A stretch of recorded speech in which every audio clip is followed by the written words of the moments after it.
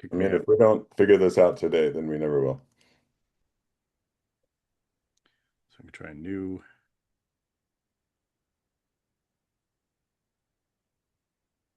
Trying new. This is trying to get AI to start our podcast.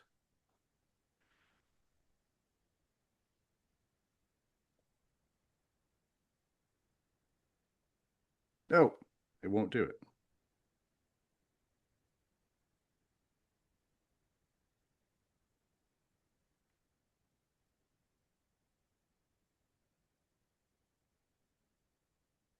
In this conversation, we're not debating whether transgender people deserve dignity, safety, or compassion. We take that as a given.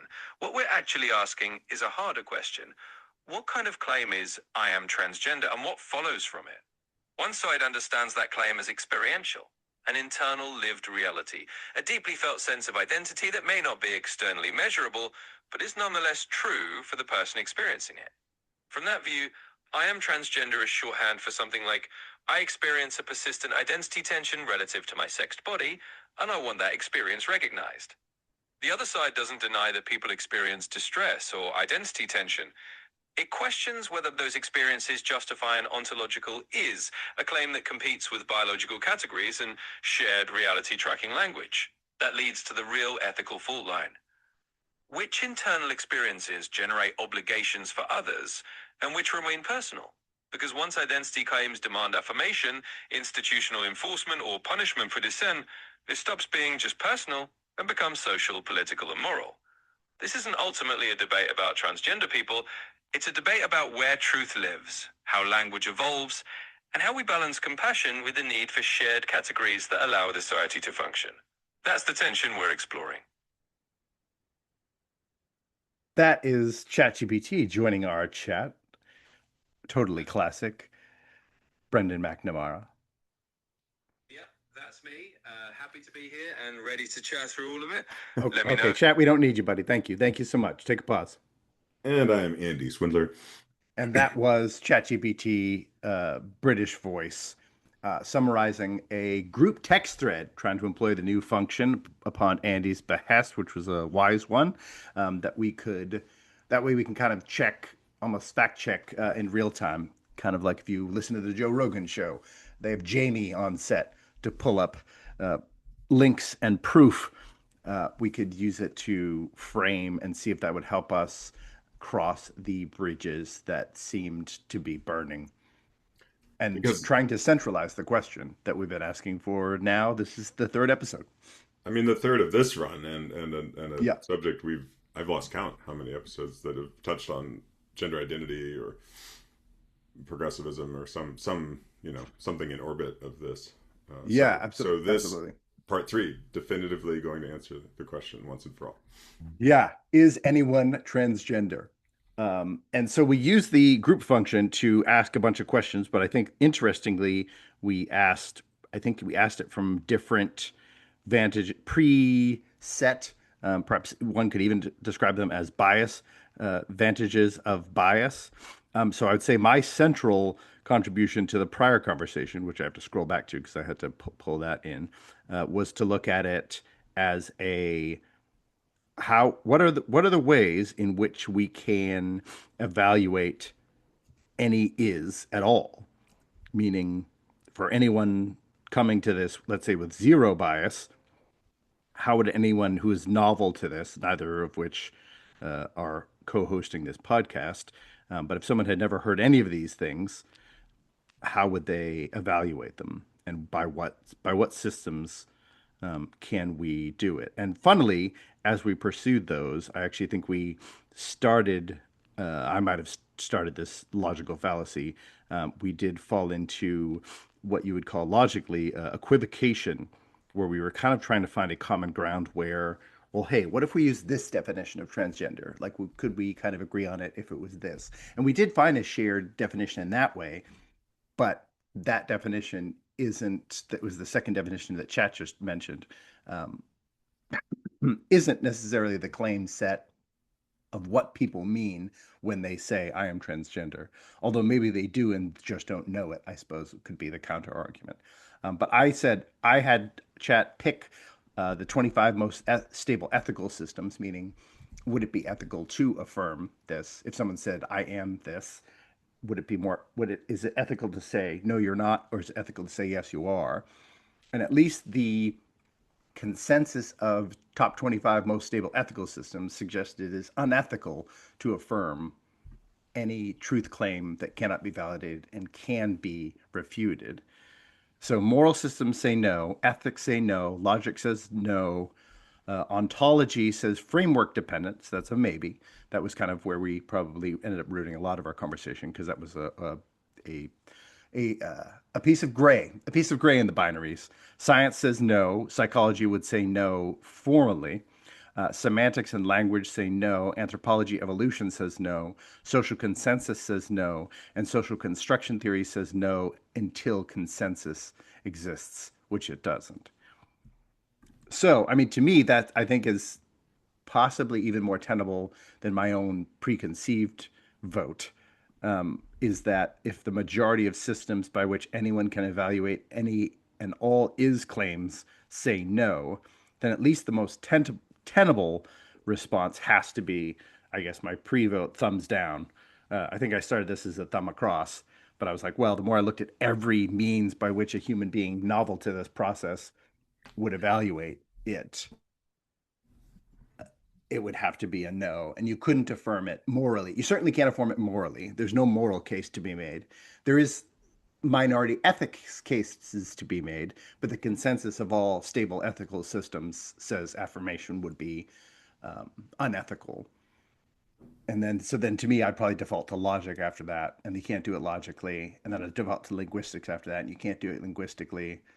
So then we're sort of stuck in those couple of gray zones, meaning I feel like this can lead into the our dialogue on it, which is maybe that's the source of my confusion as to like feeling like we're farther apart on this than other things in terms of common ground. But we found some great points of common ground thanks to an AI assistant, which I thought was kind of fascinating in and of itself.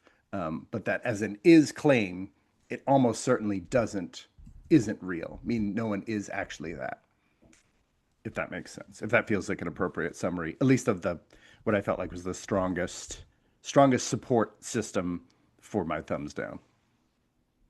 Yeah, and I think that's the safest place for us to occupy for the sake of clarity and time, because this is, as you mentioned, we're exploring this across like 16 different categories, Yeah. um, and that is the question we've posed: Yes. is anyone transgender? So I think that word is.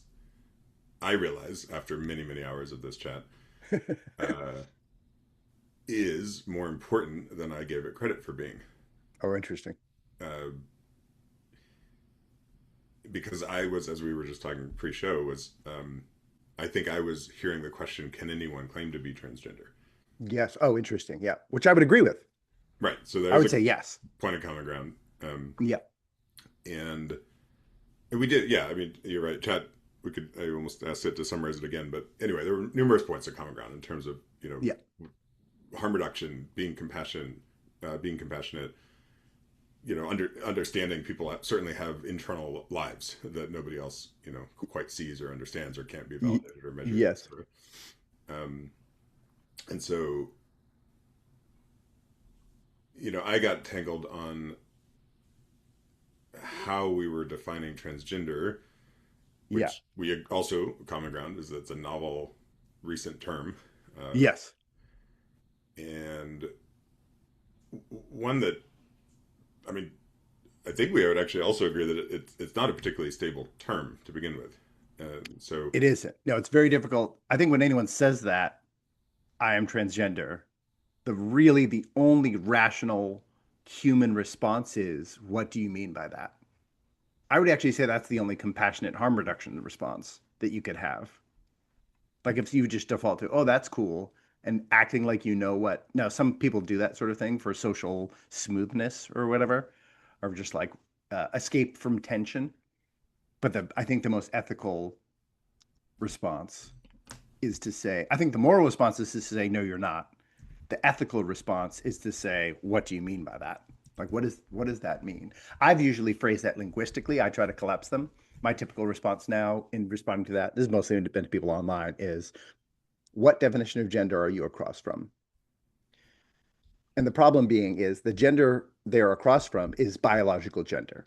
That's explicitly in the definition, meaning I am claiming to be across from my gender assigned by karyotype at conception, diagnosed by a doctor, typically, or a nurse practitioner, or who knows who, whoever's doing your ultrasound in utero for most people in the Western world or any developed nation that has a technology, which is actually met most nations at this point have access to it somewhere.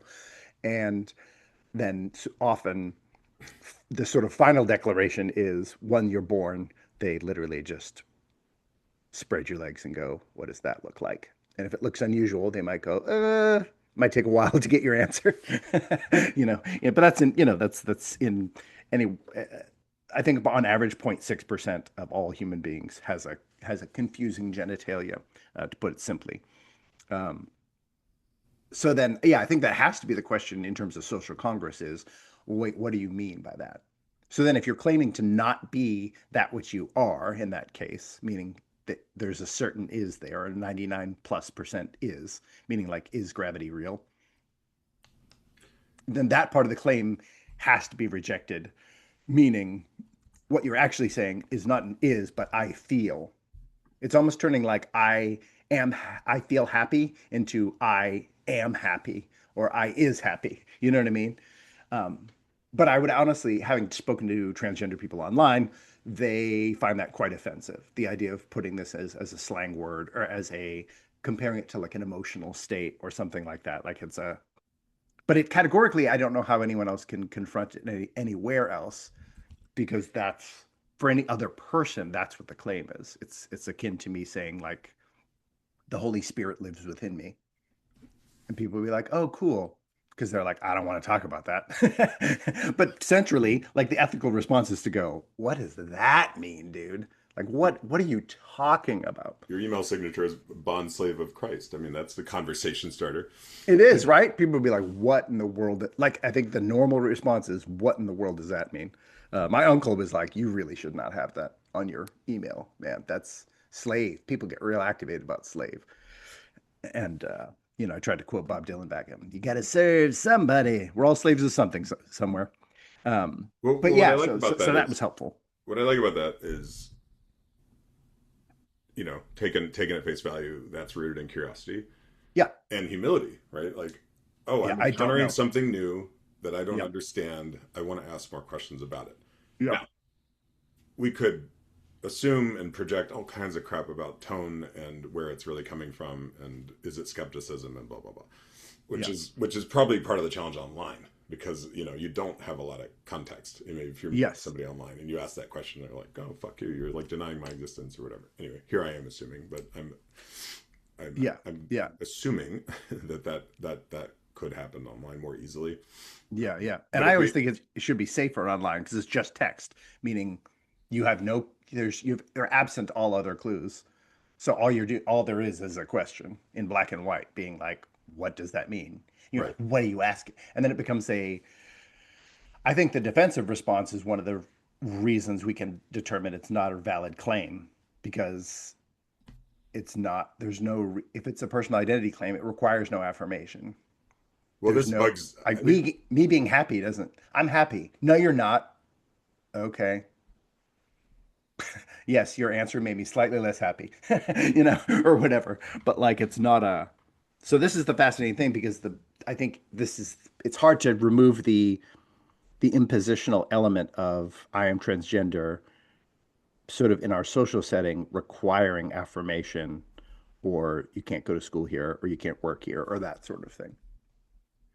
right, and that's been a defense I sometimes fall back to is well the claim part. Like, well, Yeah. what's wrong with anybody going around and just saying I am this, uh, and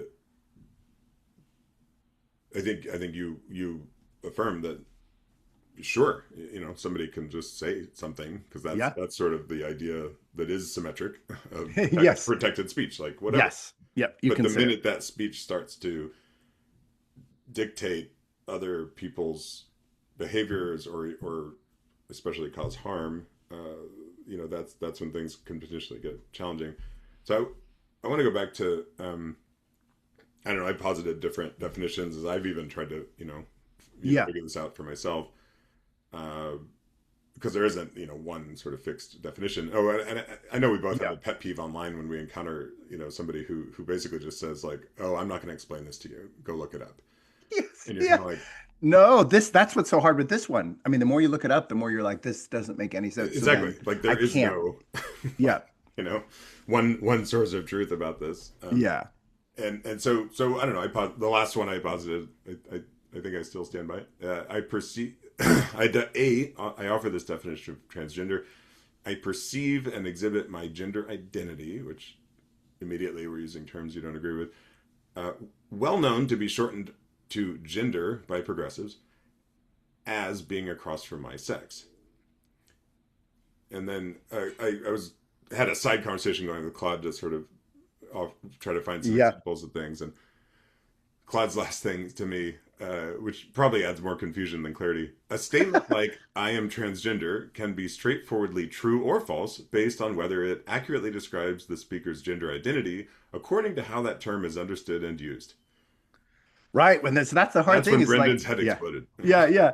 Well, that's I think that's part of the central issue as well, which is it's making a metaphysical claim and then suggesting it's as ontologically real or as concrete, like materially real as that which can be validated. So it actually says my ontological claim is superior to your ontological claim, regardless of what you bring to it. So it removes, this is why it's such a novel concept in terms of we haven't experienced this in our generation because it says proof doesn't matter. You had sent me a thing about something else, but I think it's really applicable. Byron Katie's quote, "The work uses four simple questions to challenge stressful thoughts."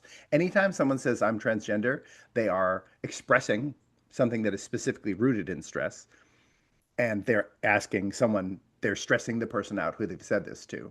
So they have, if like if questioning of someone's reality is harm, they are causing harm by making the statement. They're attempting to reduce harm to themselves, but they're causing harm to others in order to reduce that harm. This is pretty normal. This is how most human beings, whatever, devalve stress responses. But then the four simple questions are, is it true? So that's the thing we've been asking. Is it true? And then, can you absolutely know it's true is number two. And categorically, you cannot absolutely know that a gender identity is true or that it exists.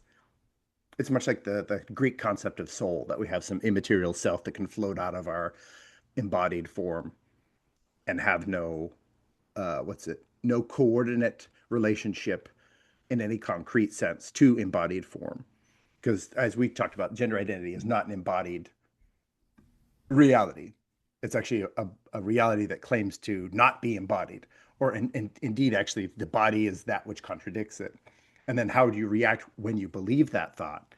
And then who would you be without that thought? Are the sort of great four questions. And I think we've certainly got stuck in the first two because you're like, is it true? I'd say, well, probably not. Two, can you absolutely know it's true? Absolutely not. How do you react when you believe that thought? I was like, well, this is where all the harms society wide are revealed because the reaction then means my own ability to perceive reality is wholly malfunctional as determines like human gender, like biological gender, like the way people use gender, means that no men are men, no women are women. The only way to determine whether I could reproduce with any person is to ask them their gender identity. And so I was like, that's how I would react. I was like, well, then I'm stuck with, I have to ask someone if they're a man or a woman. But then my failure to produce progeny would be ultimately cataclysmic, right? Because you've had all these people that like, what's going on, doctor? And they go into the doctor with their romantic partner, who is also a man, just as I am.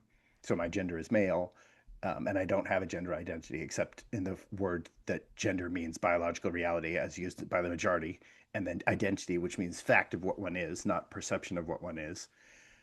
So then I'd be like, so that to me, the instability is existential. Like it's far beyond the climate crisis. And then who would I be without that thought?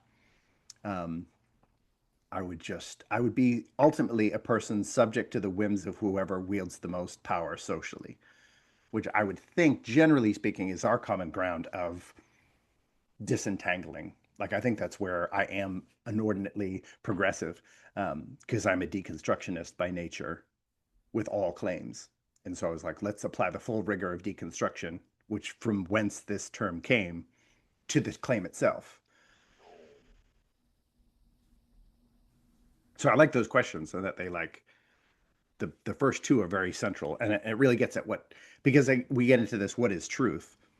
Then that means if someone says I'm transgender and someone says no, you're not, we have equal truth claims because we have two human beings which have the full uh, dignity and rights as each other, equal rights, and so you have a net zero.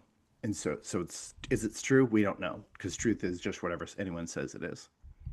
But the easy counterpoint to win that and start it over is to say, I'm transgender. The second person says, my gender identity is gender evaluator. And actually, I'm the only person who accurately knows gender. So actually, you're incorrect. You are the gender that you were, that you are genetically. And so they have to win because they won by the methodology within the system. In which point it's an unstable system. It's like white supremacy, where it's like, well, I'm white, so I'm right.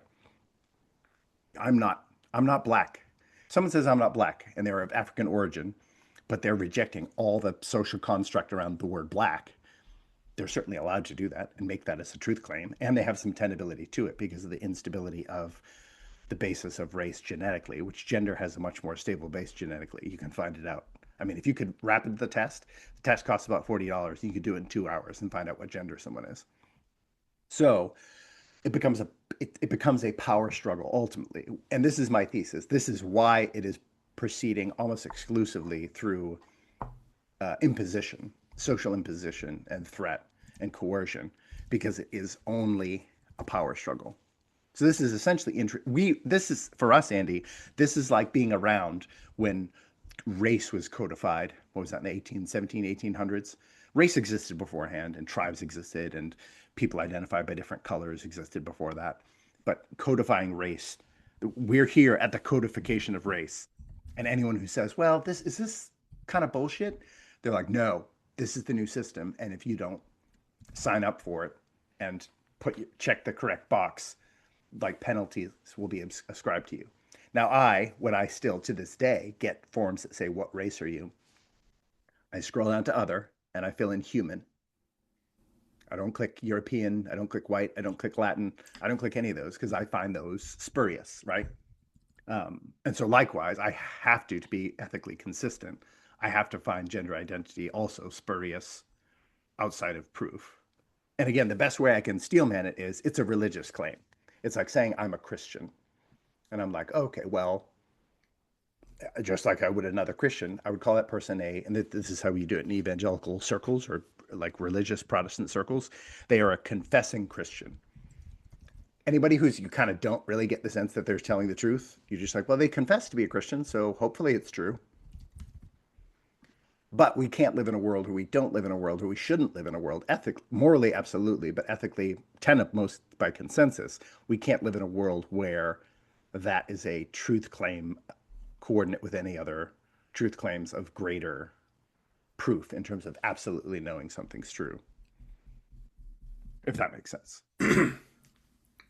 It does. Well, I'll play the game too. Um, yeah, I think I'll get here through the question. So, is it Yeah. true? Yeah. I mean, my default is yes, it's Mm-hmm. true. That's how I voted. That comes from a lot of places. A general preference for internal sense of self, um, Mm-hmm.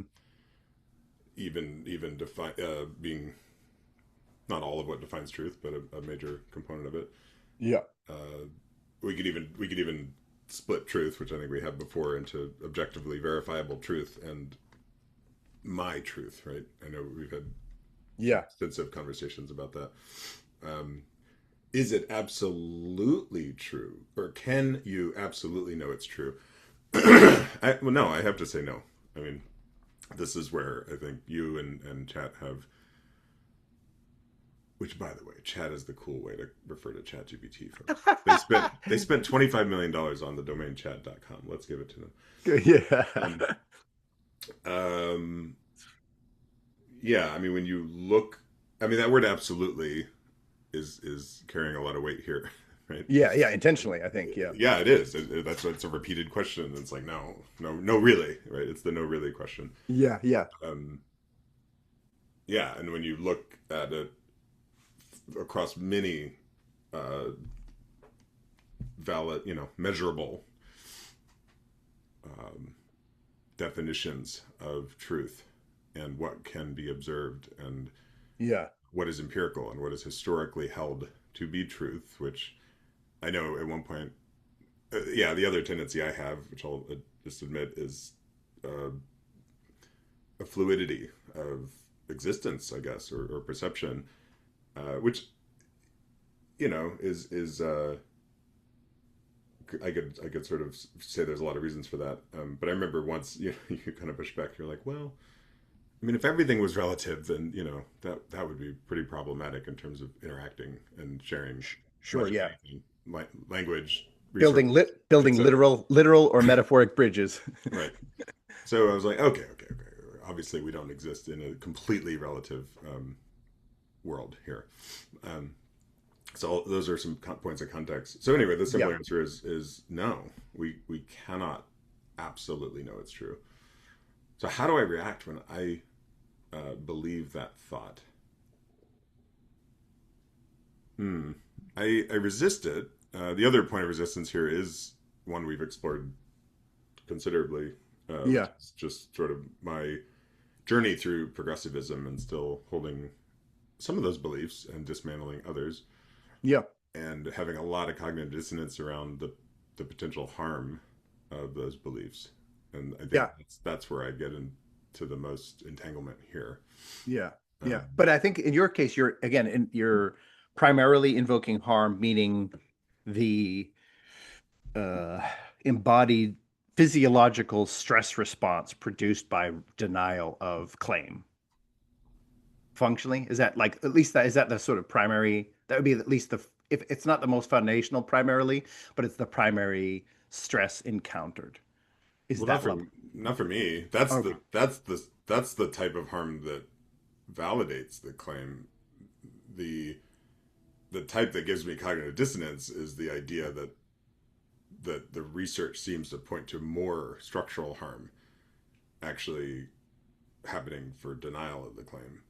Yeah, but it's the only, but there's no, we don't actually have anything to posit that other than the claim of the person itself, the person themselves saying that they were harmed by that. Like all collated data, and actually most of the collated data isn't about denial of transgender identity. The data we have is about denial of the identity claim of gender dysphorics. So this would be the difference between harm data on cancer patients who've been diagnosed with cancer and harm data on people who say they have cancer. So I interpret this question as an emotional one, which is I think the point of this is to go deeper into like how do I react to it? Yeah, Um, yeah, yeah. Because saying the question produces psychological stress related to identity and self-apprehension of reality in the listener. Because if that form exists, if that's the form by which harm is taken in, then I guess that's the, or maybe the simpler question. How do you separate quote unquote harm by denial of claim, which is simple rejection of assertion, which has to exist in any Congress between two people? And then how is there harm beyond that? And well, if, that could be the next step, but that's getting yeah, back to a logical argument. This is very personal. Like, oh, how do I react?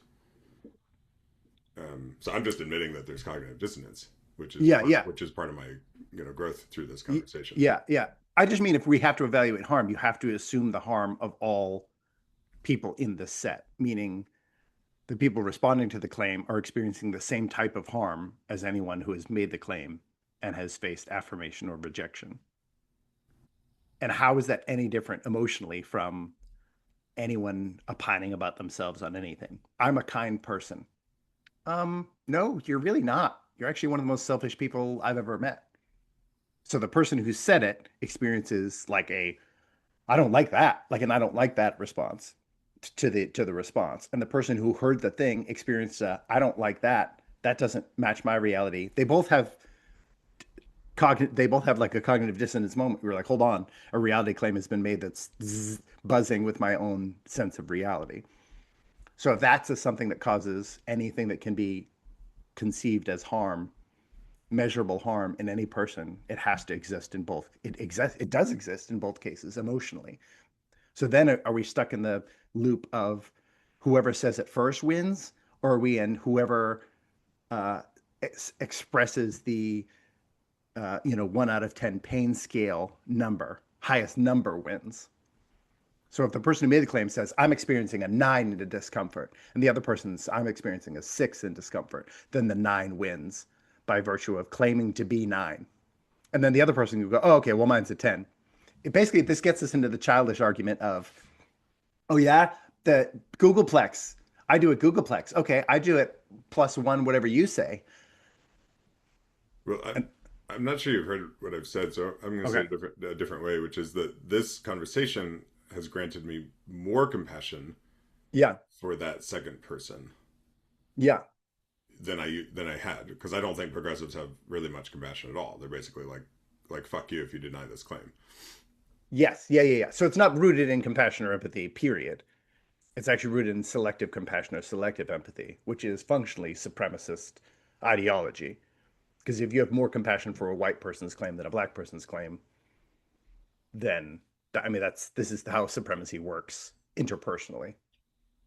And as we're seeing now, this is how supremacy is working institutionally, where the claim of a one cohort is to reject it as harm, but to reject the other cohort's assertion of reality, even personal identity, is not harm. So is it hard for you to let me answer all four of these questions without interjecting? Oh, absolutely. Okay. Yeah. Um, so the last one, who would I be without that thought? Well, because I don't even know what these questions are asking. Do you? Like what thought? Which thought? Because now there's three thoughts.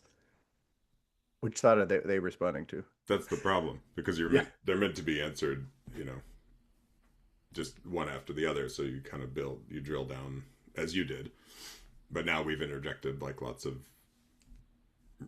logical debate and Yeah. rationalism and sort of evidence. Um, so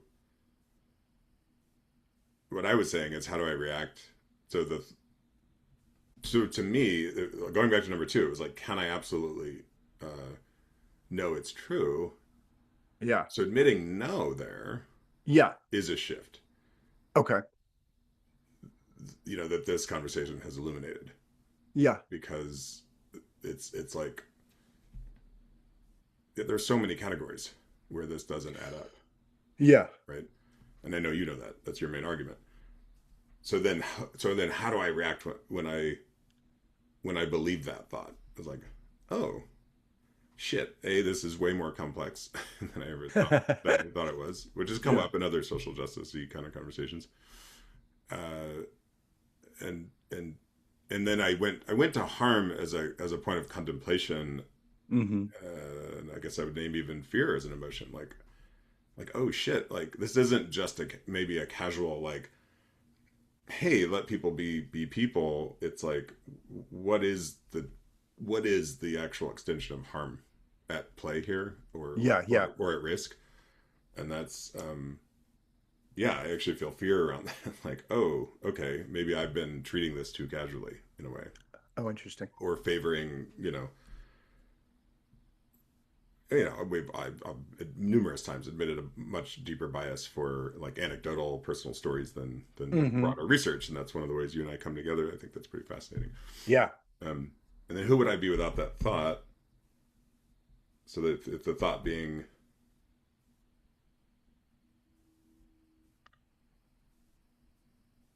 Well, Oh, okay, yeah, yeah, yeah, this exercise was originally designed to kind of analyze a belief, and yeah, that's why it came up in the context of somebody you knew who was having some self narrative that was maybe unhealthy.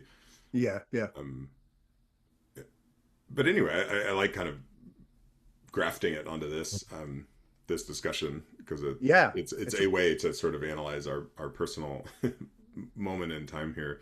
yeah, yeah. So if the thought is now being wobblier than I was before about is anyone transgender, who would I who would I be without that thought? I would be freer. I would be freer to establish and express my opinion without being sort of constrained within systems I adhere to for one reason or another. Hmm. Well, that's actually what I like about the claim in the beginning. Saying I'm transgender is a specifically deconstructionist claim. It's within the deconstruction claim set. So then it demands that, meaning you have to like go be free to go, oh, okay. Well, wait, if gender isn't real, then gender identity might not be real because we can prove one, we can't prove the other. So then we're definitely in the realm of going. And I think this is the stress response that's produced by saying that, making the claim, I am transgender. The stress response becomes, as you're talking about right now, it is existential. It's literally like, wait a second, does this person exist? Do I exist? Does science like is science real? This is why I think empiricists find the whole thing very troubling, or science people do, because they're like, so you're throwing science out. You're like, this is a return to, the new atheists are very much, this is a new religion. So this is just, you're returning to superstition again, where you have to throw salt over your shoulder, when you sneeze or, or whatever, whatever your garlic around the neck. So then like, who would you be? And then, yeah, is there a and the question maybe even that thought asks is there greater freedom in no boundaries at all? At least in terms of examining anybody's claim of belief, to go ahead and let's take all the rails off. Because I think it's transgender says, like, let's take the rails off, except at the same time, the claim also says, let's take these rails off and put these rails on. And these rails are actually going to be much more dangerous to you if you go past, which is maybe the freedom sense, because you take away the third rail element, the electrified boundary, and move it more into a exploratory boundary or a curiosity boundary. And maybe that's one of the reasons I react strongly is because I was like, I reject your new boundary. Or if, as my kids now are growing up in a world with like 17 binaries that you are or you aren't, because you either are trans or you're cis, like you're one or the other. And then that's just how it is. And you're like, hold on a second. You haven't justified these as boundaries yet. You don't get to put fences unless you've shown me the property lines and proven that these are the property lines. I'm literally staring at a fence. So I think I'm thinking about fences. And I put the fence up after measuring at least the surveyed and purchased what I purchased from the person and agreed that I purchased from the person. So that was a mutual agreement on. And of course, as you know, we've talked about in immigration conversations, boundaries are imaginary lines drawn in grass. You know what I mean? And then you're like, so how real are they? And then how real do they have to be in terms of social agreement? So I think maybe that's just my positive, like what that freedom might be. Because in some ways, people can feel less free depending on your personality type. The less boundaries they have, they feel like it's chaos. This is why prison has a high recidivism rate amongst many other covariates. Once you leave, or people leaving the military, same thing. Once you leave the thing where everyone's telling you what to do all the time, and you have a 6 foot, 6 foot by 4 foot or 6 foot by 6 foot cell you're in, then the world is actually really scary. You're like, look at all these choices I have to make. I have to pause real quick. So they just got back Okay. and now they're asking Gumpy. So then the question is that freedom a positive freedom Or is that, as I think within the claim set, the claim is made, that is a freedom that imposes on the freedoms of others? The removal of those boundaries that you're talking about. That essentially those rails were put in place to protect a protected class. Again, a supremacy claim that more equal. It's the 1980. It's the not 1984. It's the Animal Farm. Some animals are more equal than others. Concept where some people get rights plus equal rights plus, right? Which is again probably where my natural bias as an American is like equal rights for all has been, as near as I can tell, even historically, the idea of like equal moral worth of all human beings was a novel concept in history that yielded great consternation, and it was an absolute removal of barrier where it says equal, and but it's led to material improvement for humanity by and large, just statistically speaking, in terms of less people starving, more people with access to a voice in a system, more people having expanded rights. Like it all flows from that, meaning expanded equal that people who had unequal rights now have equal rights. I feel like a little bit we're now suffering from the living in a society of benefit of largely equal rights to where there's a there's all this is the gender identity premise kind of returns to the aristocracy concept or like born when I looked at corollaries. One of the ones that came up in every LLM I asked it, Claude, Chat, Gemini, and Grok, that was like, um, this is similar to saying I'm royal, like I am royalty, where it's saying I am by self-statement, I do have a superior set of rights and impositions upon you due to circumstances of my self-claim. Well, in that case, it would be validated by lineage or whatever, as like that somehow proves it. But we're kind of trying to return to aristocratic norms as a maybe in some people as a I use this in some jest, but as a final solution for the ills that we still do have. I would suggest most of the ills we still do have are actually about personal growth and the lack thereof, meaning we need to become clear, and not in the Scientology way, but we need to become clear about ourselves and within ourselves in regards to ourselves and others, more so than that we need to change the system back to a uh, autocratic or despotic one. And this is also relates to Trump because so many things do in the modern section where the our fears about the imperialism of our leadership is actually in many ways a reflection about the fear about our own return to imperialism interpersonally, which is why transgenderism is everyone's like, oh my gosh, why are we arguing about 1% of the population? Well, for the youngest cohort, it's grown to 3%, so that's one reason. And then two, because now it's being enforced societally as a truth claim equal to scientific or linguistic or social reality. So I think that's it's a fascinating. I think it's a fear response ultimately, like you were talking about. It's a fear-based response. Things aren't perfect. We've tried this other fix. Things don't feel well. Let's try another drastic fix. I just happen to prefer the all people have equal rights and equal moral value. That's central to my like identity claim and lack of fear. It produces fear in me to suddenly devise a system wherein some people have more rights than others, or some people's harm is recognized as more or less legitimate than other people's harms. And I'm just like, I don't. I mean, at most, I think I'd bring them up to the to equal standing, When where you it's offered like, that in the chat, right, which was your like fight or flight response to yes, even encountering this phenomenon, is that fair? yes, yeah, yeah, yeah, imposition, yeah, it's imposition of the boundaries that you were saying, yeah. Um,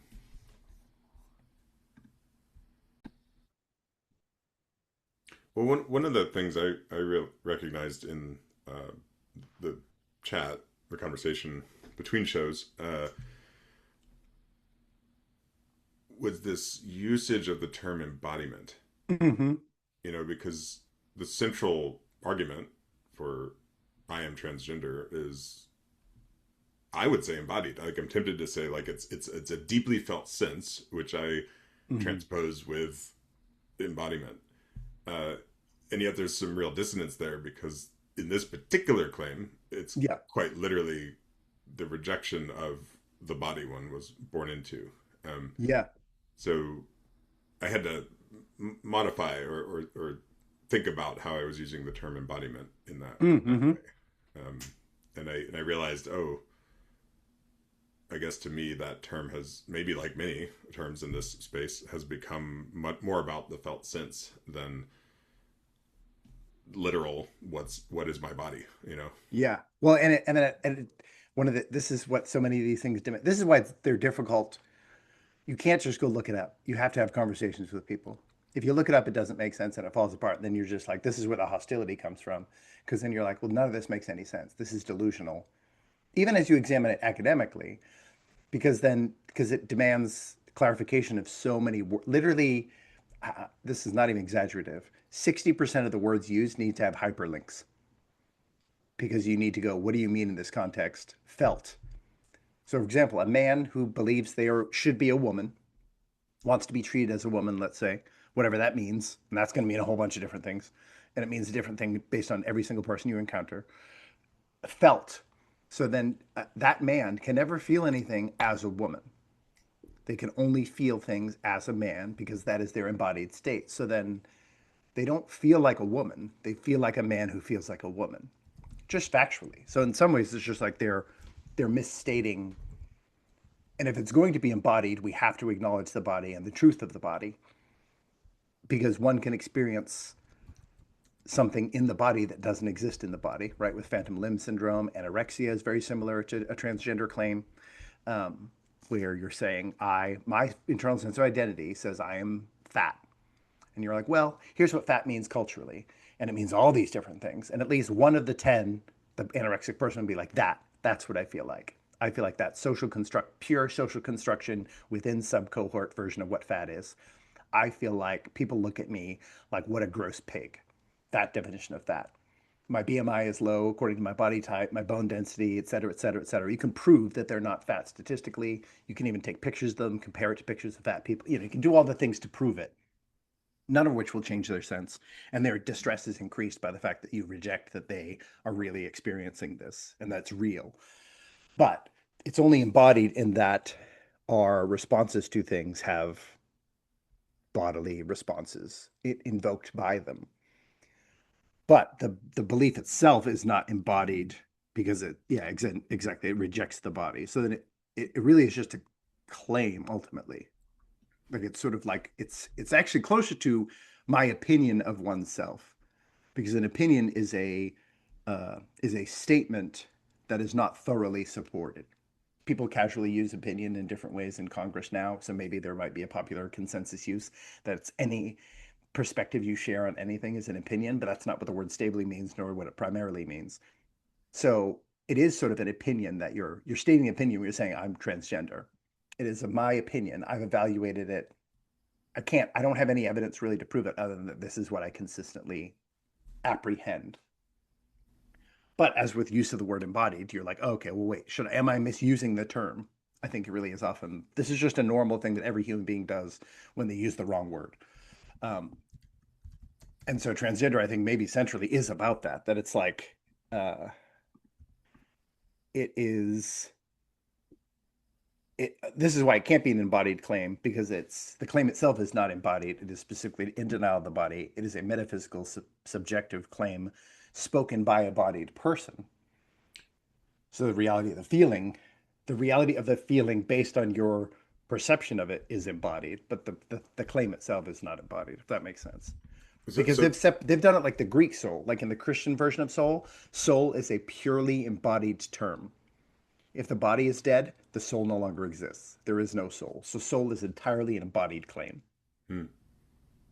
You can't take it out and it can't be different. My soul is different than my body. That's never the case. It literally can't be. They are an interwoven thing, just like saying, functional aortal capillaries, don't exist when the body is dead. They cease to like move blood throughout your blood vessels. That sort of thing. So, so, Um, so this is Go ahead. interesting because you've said a few times that we might be misusing the word transgender, which I Yeah. struggle with because the definition itself is so fluid. It's like, well, what does use or misuse even look like? But I think the where I have drifted in this is the potential misuse of the word is, Yeah. and that's I don't know. I guess that's more intriguing to me because I had said, and I don't know, this is one thing chat kept kind of lifting up for my part was well, if it's sort of an in cohort shortening, or I even referred to in one of the other episodes like slang that's understood in a certain way within a certain Yeah. cohort. Well, obviously, I don't know. I assume a sociologist could validate this, but it's like in speak is one way cohorts actually build group identity, and Yes. Yeah. trust and even sort of boundary, like, oh, because nobody outside of here understands that. The Yeah. Yeah. difference here being it is not limited to a group identity or a cohort. Yes. Yeah. Yeah. Yeah. So it's my kids use peak a lot lately to mean something's like epically great. And so it's almost like saying like you have to agree that what I say is peak is peak. So it's demanding specific choreography about architecture. We're saying that like yes, my slang apprehension of myself must be validated. You must agree that that's what the slang means, and then you must agree that it is accurate. So it's actually in some ways it's trying to compel an embodied affirmation of an embodiment claim that doesn't validate itself in embodied fashion. Ooh. So, can we ask this question? Do we? Is it almost necessary to break this question into a couple paradigms? I mean, I think we found a solution, but we had to redefine transgender to mean something that I think more people could agree on. But I think that would piss off. Honestly, I think that would piss off the cohort that uses the word. And I think the misuse of the word is actually the misuse of the word gender most stably, as Mm. opposed to the word transgender. But that because that's the root that they're saying that transgender is gender in that context is the physical gender. But then they're saying you're also at the same time using transgender to mean across from physical gender, and then saying gender means gender identity. Like that can't even internally that can't coexist. No, I get it. It's logically because it's like I'm borrowing the idea that gender identity is a way to state an internal claim of my identity, but I'm using the biological, physical reality in order to define or validate that Yeah, fluidity. yeah. It requires like if you Right. took that out, like if you said, okay, gender's not physical anymore, then transgender makes no sense. Because then you're like, what are you across from? Right. Which I But don't think, oh, I think you said that in the other show, and I was kind of like, yeah, I don't quite get it. yeah, yeah, yeah. So that's the it's there. There's a logical issue, which is why I think logic and objectivity have been decried as white supremacy. But then you're just left with like raw power claim with no evidence required. Whereas I think maybe my part of my bias is maybe you too from a journalistic background or a scientific adjacent background with your boardship is that then removes all the power tools that those who have less power previously had to push their cases forward. Like you could prove the biological equivalence of a black person to say, you're wrong. Look, I can literally prove that you're wrong in your supremacy claim. Like there's the differences here are negligible and they do not relate to intellectual capacity in de facto sense or moral culpability or ethical appraisal. You can just go look at all these things. We as human beings to achieve all that we have in terms of equality have always been able to use validation methods like truth, meaning truth itself, not like a subjective claim, but truth itself is how freedom has been gained. So this is to me this is the first movement in my life that I've ever seen people try to claim non like a new form of truth as how we champion claim of equal rights. And I was like, so no one's ever done that before. And then the way it's being executed is a way that's only produced harm. So I was like, so then I was like, well, wait, is the claim the central claim in the beginning? This is really what I want to narrow down to the central claim. So it's like, well, wait a second, is this central claim even true? And I think again, is it true as a poorly selected word to express a personal apprehension? Yes. So I can thumbs up to that. Now, is it true? Is it a statement of truth? It isn't. It's not even trying. It really isn't. Shouldn't even trying to be a statement of truth. And then is it one that anyone has to agree to, or should even feel compelled in politeness or compassion or empathy to agree to? No, because it's not ethical to affirm it. It's unethical by the consensus of all ethical systems, and even really almost universal of actual like stable socially based ethical systems. Care theory or care ethics is probably the one schematic of ethics that you could be like, well, they would say to validate it, but that's not a social ethical system. That's a in that would be between two people. You could co-employ it, but it doesn't scale up, and it's not ethical in any sense that you can't. It's a supremacy thing where it's basically whoever feels the most hurt or expresses the most hurt is the supreme member in the dyad. So, meaning like, is the person saying I'm transgender being honest? Yes, thumbs up. Is the person saying I'm transgender being truthful? Thumbs down, no, if that makes sense. What's the first one? If are they being Are, honest? are they being honest? And And I that's was, just and I like was, the definition of honest. There's just like I'm expressing what's true for me, or what I. I'm truly expressing my apprehension of this. Just like when someone says I'm a kind person, and you're like, no, I literally watched you kick a dog this morning, you raped your wife, you pushed your child down the stairs. And then when I called you on it, you were like, well, you're an asshole. And you're like, you're actually not a kind person. But are they being honest? They're like, they truly believe it. They're not like, if a person says I'm transgender, they're not immediately lying, but are they conveying falsehood? Yes. You know what I mean? It's almost, Well, and that's then there, helpful because lying invokes intent. yeah, like volition, yeah, Yeah, a yeah, volitional attempt to deceive. Now they can be, I would say they are participant in lying, meaning there are those devising the definitions when you just go research it yourself that are false. So they're perpetrating a lie. That's kind of the falsehood aspect.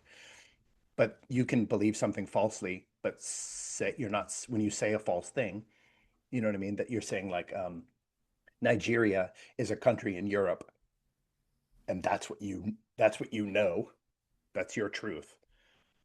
You're not lying when you say that. You know what I mean? It would be improper to make that accusation immediately without investigation. But you're saying something that's not true. So then it isn't. Nigeria is not a country in Europe. No matter how much I believe it or how angry I get when you or how much it makes me feel like you're calling me an idiot or a liar or wrong about reality when you say actually no, it's a country in Africa. yeah. Well, maybe I think I got those more or less. And I might use slightly different framing, but Yeah. if I were to walk back through that, I counted 7 different versions of the question, so Yeah. this is probably the most elaborate. So you said something like, "Is it true as a poorly selected word to express apprehension?" Yeah, Yeah. I would frame it slightly differently, but that kind of lands where we did with gender identity months ago, Yeah. or gender. It was just like, you know what, like this is kind of unnecessarily confusing. Yes. Yeah. Oh, it's not. Yeah. I don't think it's helpful or harm reducing, but it's definitely like, yeah, you're being there. I don't think they're being dishonest necessarily. Uh, that said, the slightly more positive spin I would put on that question is like, is the is anyone transgender uh, in the definition that I understand? Yes, because I so heavily weight one's own apprehension about their lived experience. Mhm. Maybe that's the elaborate way to sort of reinforce my thumbs up. Now, to take that in is a statement of truth, which I could also split into relative perceived truth versus objective truth, but I'm pretty sure you meant objective truth, so I'll go with that Yeah. one, which is which is no, it cannot be validated Yeah. outside of the somebody's lived experience. Yeah. Should anyone feel compelled to adhere to? No, that's where I think I the rubber meets the road here, so to speak. Certainly in Sure. terms of as this expands out, and that is, I'd say, that's probably been a shift for me over the last several months. Is Hmm. how this shows up in institutional categories, and Yeah. I don't. I think we're rushing that. We have rushed that. I think Yeah. that is warrants far more rigorous discussion, debate, like what we've done times like 1,000. Yeah. Oh, for sure. Right? Given the implications of what's at stake there. Yeah. Are they being honest? I agree. Yes. Yeah. Are they expressing truth? Same sort of qualifiers for me. Well, yeah, sure. They're expressing their own truth, their lived truth, etc., their relative truth. Are they expressing an objectively verifiable truth? No. Are they lying? No. Are they being dishonest? I think you said. Um, Yeah. hmm.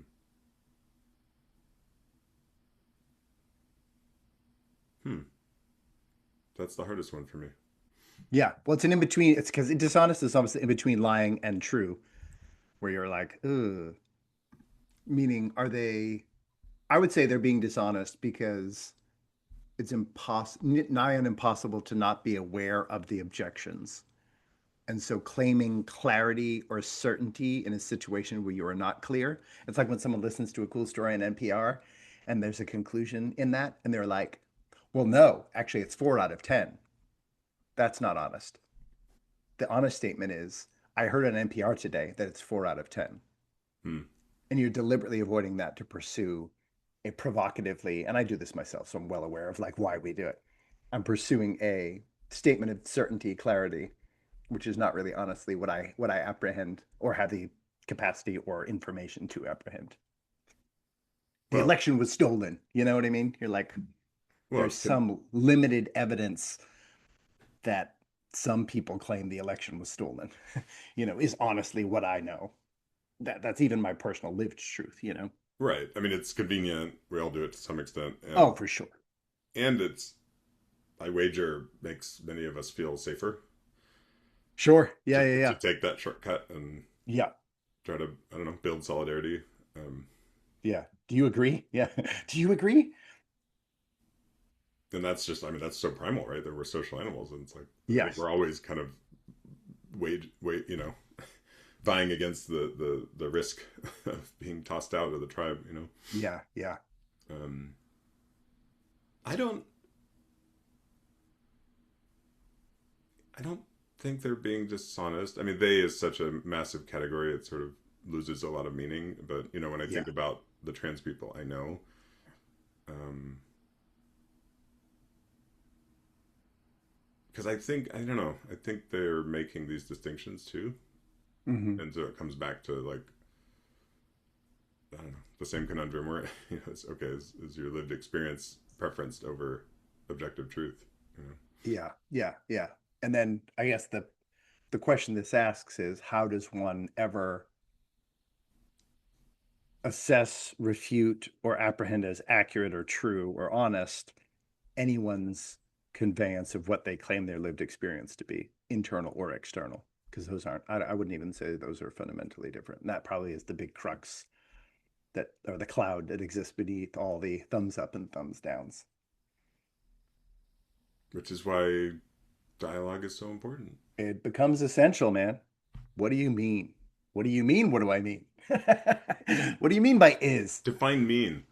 Yeah, exactly. You're being mean. Well, I love you. Thank you for trans navigating this, uh, the spectrum of responses we could have to what to some might be a simple yes, but to some might be a simple no.